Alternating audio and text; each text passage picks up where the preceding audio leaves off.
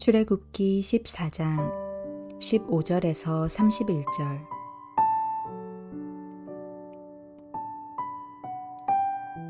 여호와께서 모세에게 이르시되 너는 어찌하여 내게 부르짖느냐. 이스라엘 자손에게 명령하여 앞으로 나아가게 하고 지팡이를 들고 손을 바다 위로 내밀어 그것이 갈라지게 하라. 이스라엘 자손이 바다 가운데서 마른 땅으로 행하리라. 내가 애굽 사람들의 마음을 완악하게 할 것인즉 그들이 그 뒤를 따라 들어갈 것이라.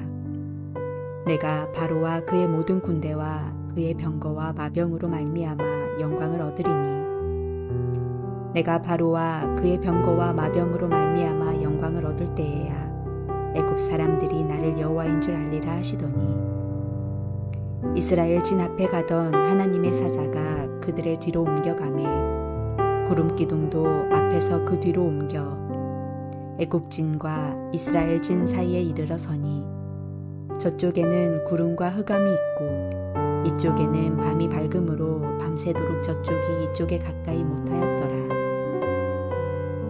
모세가 바다 위로 손을 내밀매 여호와께서 큰 동풍이 밤새도록 바닷물을 물러가게 하시니 물이 갈라져 바다가 마른 땅이 된지라.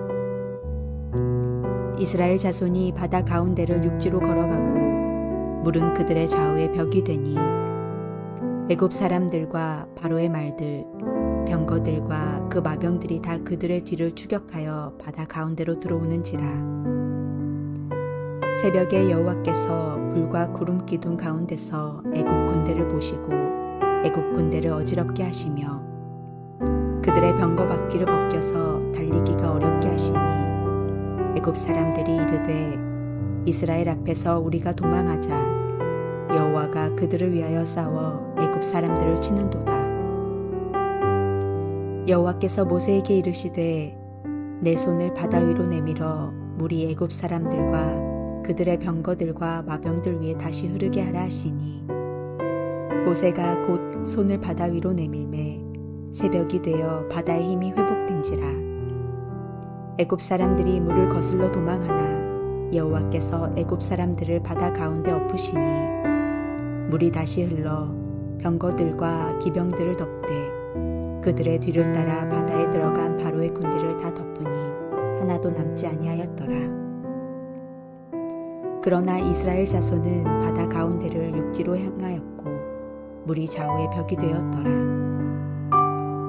그날에 여호와께서 이같이 이스라엘을 애굽 사람의 손에서 구원하시매 이스라엘이 바닷가에서 애굽 사람들이 죽어 있는 것을 보았더라.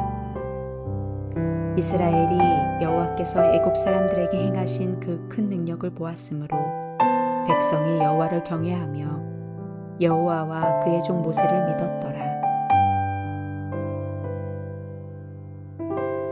미국의 신학자인 라인홀드 리버는 믿음을 일러 불가능한 가능성이라고 했습니다.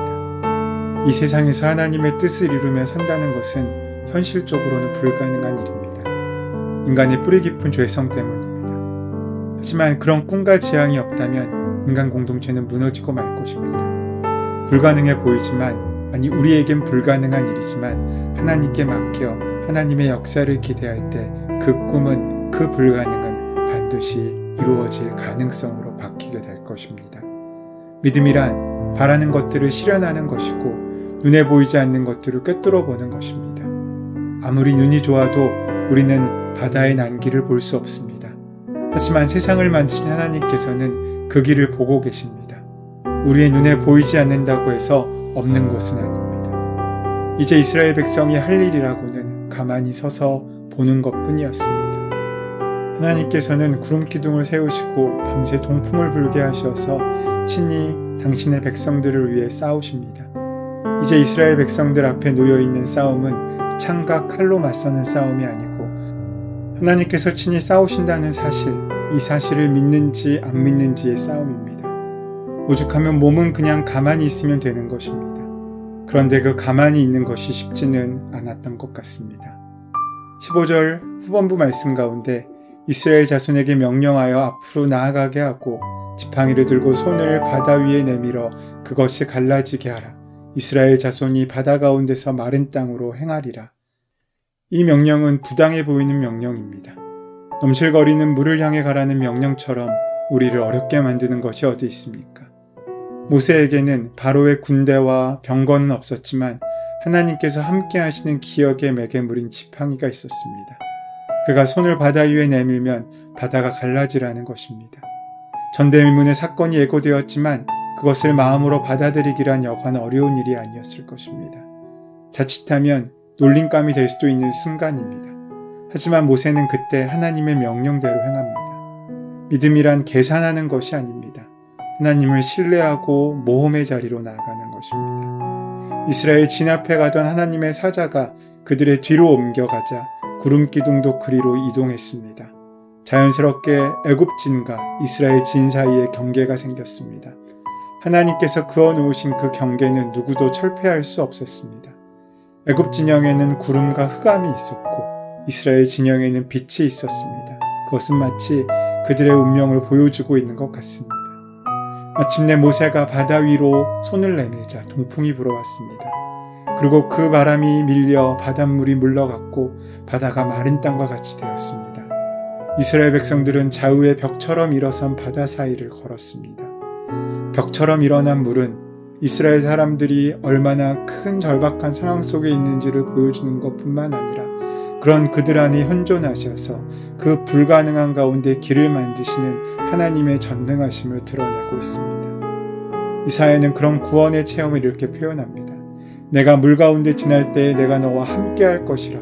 강을 건널 때에 물이 너를 침몰하지 못할 것이며 내가 불 가운데로 지날 때에 타지도 아니할 것이요 불꽃이 너를 사르지도 못하리라. 우리가 주목해야 할 것은 그 다음에 일어난 일입니다. 이스라엘 백성들이 물벽 사이로 난 길을 따라 바다를 건너갈 때 추격자들도 그 뒤를 따라왔습니다. 그 위험한 순간 애굽진을 내려다보시던 하나님께서는 그들을 혼란에 빠뜨리셨습니다. 병거 바퀴가 갯벌에 박혀 앞으로 나아갈 수도 뒤로 물러설 수 없는 상황도 되었습니다. 고대 세계의 가장 강력한 군대가 옴싹달싹 못하는 상황에 빠진 것입니다. 갑작스럽게 그들에게는 공포가 엄습합니다. 그들은 비로소 하나님께서 이스라엘 백성들과 함께 하신다는 사실을 깨닫게 되었습니다. 황급히 도망하려고 했지만 그럴 수도 없었습니다. 모세가 바다 위로 손을 내밀자 물의 힘이 회복되어 그 벽이 무너져 그들을 덮쳤습니다. 오늘 본문을 중심으로 우리가 보고 있는 것은 하나님의 신비로운 기적이 아니라 아이러니입니다. 애굽이 자랑하던 무기와 장비가 한순간에 무용지물이 되었습니다. 가장 강력한 군대가 무력하기 이를 바 없게 된 것입니다. 이스라엘의 앞을 가로막던 장애물이었던 홍해는 하나님의 가장 강력한 무기가 되어서 그 당시 최강의 무대를 지금 무너뜨리고 있는 것입니다. 약함과 강함이 뒤집어졌습니다. 하나님은 하나님을 조롱하고 거스리는 세력을 조롱거리로 만드시고 있으십니다. 하나님께서는 인간의 교만을 꺾으시는 분이십니다. 인간의 높이를 인간의 깊이로 바꾸시고 인간의 깊이를 높이로 바꾸시는 분이십니다. 하나님이 하나님의 일을 하시기 위해서 하나님의 도구가 반드시 필요합니다. 구름이나 물이나 이러한 것들은 하나님께서 편히 쓰시는 수단입니다. 그러나 진정으로 하나님의 뜻을 쫓아서 인간의 앞에서 쓰시는 것은 하나님의 사람입니다.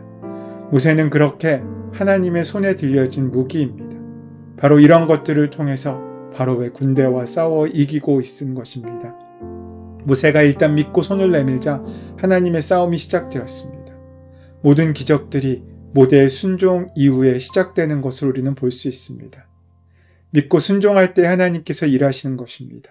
믿고 순종하는 것이 먼저냐 기적이 먼저냐는 질문에 대답을 하자면 성경의 흐름을 볼 때 기적이 먼저이기보다는 믿고 순종하는 것이 먼저인 것 같습니다. 하나님께서 일하시는 것이라는 사실을 알고 그것을 믿고 그 믿음으로 순종하는 모습을 보일 때 하나님께서는 그 나머지 모든 일들이 이루어 주십니다. 이러한 공식은 성경을 읽으면 읽을수록 더욱더 분명해집니다. 그리고 이 공식을 믿음으로 받아들인다면 놀라운 은혜를 경험할 수 있습니다. 세상을 살다 보면 내가 다 이루어 놓은 일에 다른 사람이 그저 숟가락만 얹어 자신의 것으로 삼는 경우가 많습니다. 다른 사람이 이루어 놓은 99개에 겨우 하나를 보태어 자신의 것으로 만든다고 자신이 이루었다고 선전하는 사람들도 있습니다. 하지만 하나님의 공식은 그렇지 않습니다. 성경의 말씀대로 겨자씨만한 믿음 하나를 귀하게 보시고 도저히 되갚을 수 없을 만큼 몇십 배, 몇백 배의 열매를 안겨주십니다. 그러므로 우리가 진정으로 하나님의 신실하심을 믿는다면 주시옵소서라는 기도를 넘어서는 기도가 우리에게 요구돼야 합니다. 이미 받은 것으로 믿고 감사하고 하나님께서 내게 베푸신 일과 내가 받는 하나님의 사랑을 다른 사람에게 전하는 한층 성숙한 단계로 이어나가야 할 것입니다. 하나님께서 이루시는 멋진 기적을 오늘 성경은 이렇게 말씀하고 있습니다. 모세가 곧 손을 바다 위로 내밀어 새벽에 미쳐 바다의 그 회력이 세복된지라 애굽 사람들이 물을 거슬려 도망하나 여호와께서 애굽 사람들을 바다 가운데 엎으시니 물이 다시 흘러 병거들과 기병들을 덮되 그들의 뒤를 쫓아 바다에 들어가 바로의 군대를 다 덮고 하나도 남기지 아니하였더라. 이스라엘 사람들은 눈앞에 놓인 애굽 사람들의 시체를 보면서 오늘 본 애굽 사람들을 또다시 영원히 보지 못하리라는 말씀이 그대로 이루어진 것으로 확인합니다. 이 일은 출애굽의 마지막 장면이라는 점에 또 다른 중요한 의미를 한 가지 더 가지고 있습니다. 애굽 사람들이 더 이상 따라오지 못할 것이라는 확신을 이스라엘 백성들에게 심어주심으로써 앞으로 광야 생활 동안 마음의 흔들림 없이 하나님의 백성으로 훈련받게 하시라는 하나님의 배려가 숨어 있는 것입니다. 하나님의 시간이 다가오면 불의는 정죄받고 정의는 회복됩니다. 사도 바울은 십자가의 도가 구원받는 사람들에겐 하나님의 능력이지만 멸망당할 사람들에겐 어리석은 것이라고 말했습니다. 진짜 어리석음은 자신이 지혜로운 줄 아는 것입니다. 진짜 무력함은 자기가 강한 줄 아는 것입니다. 그래서 하나님께 묻지 않고 자기의 힘으로 싸우려고 하는 그 교만이 가장 큰 어리석음입니다. 바다의 저편에서 하나님에 대한 신뢰를 저버렸던 이스라엘 백성들은 이제 하나님의 큰 능력을 그 몸으로 체험한 후에 비로소 하나님을 경외하게 되었습니다. 물론 그것이 확정된 것이 아님을 광야의 오랜 시간이 증명하고 있습니다. 그들이 가야 할 길은 아직 멀고 멉니다. 우리 역시 마찬가지입니다. 우리의 광야는 우리가 믿음으로 결정할 때 끝납니다. 믿음으로 성숙할 때, 훈련으로 채워질 때 끝나게 됩니다. 그 은혜를 온전히 누리셔서 순종하심으로 승리하는 저와 여러분 되시기를 소원하고 축원합니다. 은혜의 주님, 하나님의 은혜와 사랑 가운데 모인 우리들 온전히 주의 사랑을 만나게 하시옵고 그 인도하심과 동행하심을 믿고 우리도 마른 길을 건너 하나님의 살아계심을 증거하는 귀한 삶을 살아갈 수 있도록 채우시고 함께하여 주시옵소서. 우리 주 예수 그리스도의 이름으로 기도드립니다. 아멘. 이제 오늘 허락하신 말씀을 함께 묵상하심으로 오늘 나에게 주시는 말씀으로 만나시기 바랍니다. 오늘의 우리의 삶의 문제와 간구를 하나님께 온전히 맡기시고 함께 기도하는 시간 가지도록 하겠습니다. 함께 기도합니다.